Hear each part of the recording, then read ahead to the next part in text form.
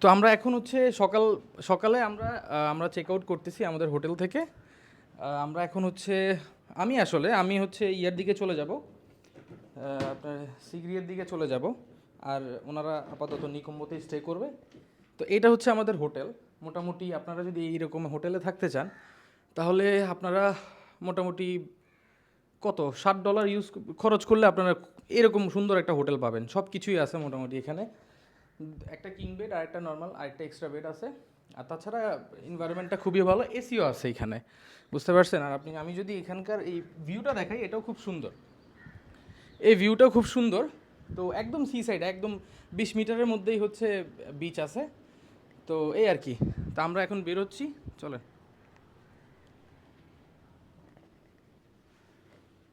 আমরা বের হয়ে যাচ্ছি আর কি। হোটেল মোটামুটি আসলে সুন্দর। আর আমি এখন যেটা ঠিক করছি এটা দেখলে তো আমার মাথায় নষ্ট হয়ে যাবে।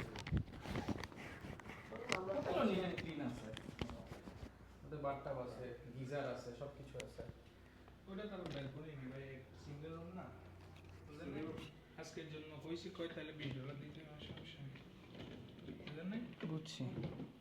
তো আমরা এখন চেক আউট করতেছি নিকম্বো থেকে। কথা নেই, এদের কাবি কাবি নাই, বহুত ডিস্টার্ব করতে হয়। রাতে ওদের রাতে আপনি যাবেন। ডিসেন্ট রুম আসলে। কেউ যদি দুজন আসতে চান সেই ক্ষেত্রেও আসতে পারেন।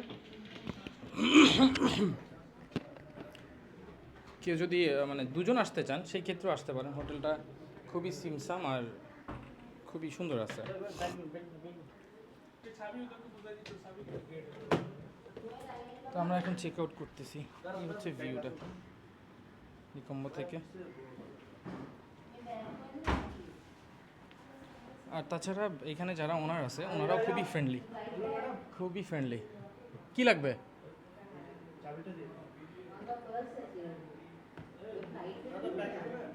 হ্যাঁ, ওটা নিয়ে আসুন না।